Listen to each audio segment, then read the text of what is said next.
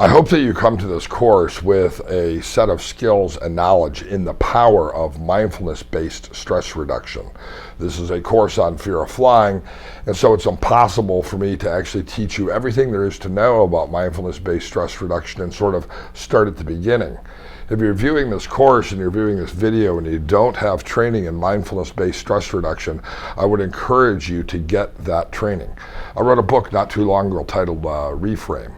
And it's an excellent book on using contextual psychology or mindfulness-based strategies in hypnosis. I co-wrote that book with Kelly Woods. There are numerous examples and numerous techniques and strategies in that book that you can use with your clients. So if you don't have that book and you find yourself wondering, hey, I've heard about mindfulness as a strategy, but I'm not really sure how to use it in hypnosis, I would recommend that book as a first textbook. There are also numerous videos on YouTube and elsewhere that you can access that share the details, if you will, of how mindfulness-based stress reduction or other approaches to mindfulness can be used. And you'll see that many of these are hypnotic methods that are easy to integrate into the work that we do as hypnotists.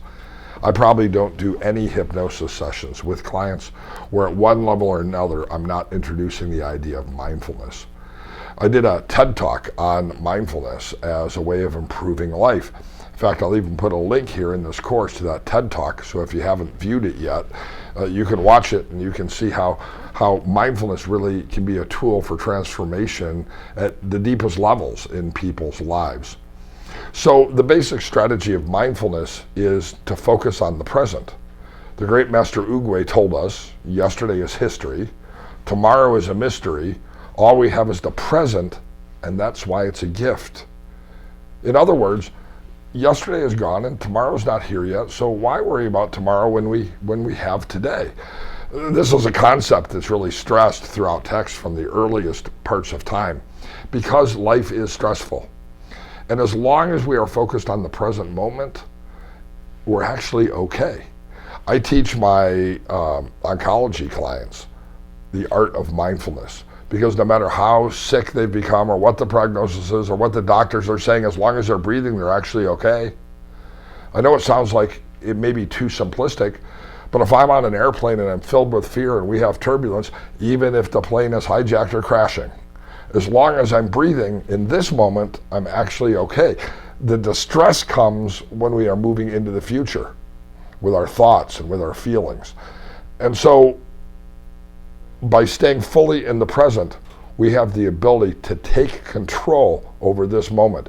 And one of the things that our clients who are fearful lack is they lack a sense of control. And mindfulness provides this. So a basic strategy in mindfulness is to teach our clients to take a minute or so and to pay fully attention to the present. In mindfulness, we often use the breath. And the reason why we use the breath is because we always have it with us, no matter where we go. We always have our breath with us from the first day of life until the very last day of life. And so it makes a great focal point. And of course, each breath marks each moment. And so this breath is this moment. So I teach my clients a strategy. I'll often do this in the pre-talk. I'll say, hey, I'm going to teach you a strategy called mindfulness. And so go ahead and close your eyes down and pay attention to your breath. In fact, watching this video, you at home, you can actually do this. Close your eyes down and pay attention to the breath. Notice what it feels like to breathe the air in and out. Notice what it's like when the air fills the lungs and when the air turns into an exhale and becomes exhaled, the rate of your breathing, the temperature of the air, one nostril over the other. In other words, really observe the breath. And by doing this, what you're doing is you're practicing being in this moment. And notice how as you become fully engaged in this moment, what it feels like to sit in the chair where you are, to notice your feet on the floor and your hands perhaps on the desk. You've set aside any regrets of yesterday or any fears of tomorrow by becoming fully immersed in this moment. Now go ahead and open your eyes. It's a very simple strategy, but it's a powerful strategy. But the real strategy of mindfulness is that when we have a feeling, anxiety, distress, helplessness, anger, whatever the feeling is, the emotion. Our problem is actually not the emotion. It's not depression that's a problem or anxiety that's a problem. It's that we follow it. And when we follow it with our thoughts, we become enmeshed and we become anxiety rather than simply being anxious. We give it power. And so as we pay attention to this moment, what we do is we just let a thought, an emotion be an emotion without needing to follow it and without giving it power. So we can say that was an anxiety or that was a fear and use that as a cue rather than to traditionally follow it, to just return our attention back to the breath. Same thing if we have a thought. That was a weird noise on the plane could crash. Rather than following that thought and catastrophizing, use that thought as a cue to bring our attention back to the moment. We also have, of course, our physical state, sensations. That was a sensation. That was a butterflies in the stomach, a sweatiness on the forehead, a heart palpitation, the physical symptoms of anxiety. Rather than following that and wondering, am I having a heart attack or am I going to have a panic attack, we can simply say that was a butterfly in the stomach or that was a heart palpitation, and use it as a cue to return our attention back to the present, because in this moment we are actually always okay.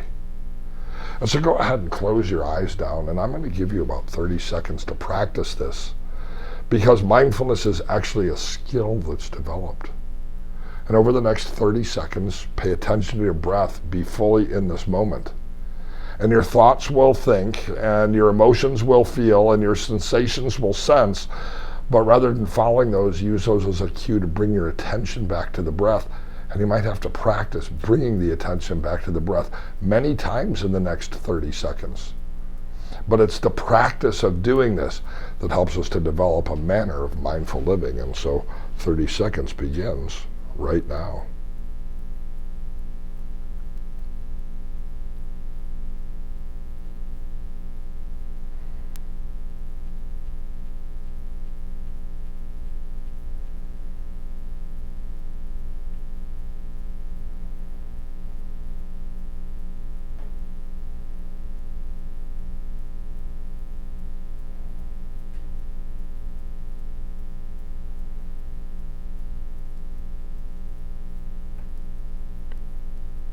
Thirty seconds are up, so go ahead and open your eyes, let yourself feel fantastic, because in this moment, you're doing exactly what you need to be doing to learn how to help other people overcome their fear of flying and fly comfortably and fly with joy.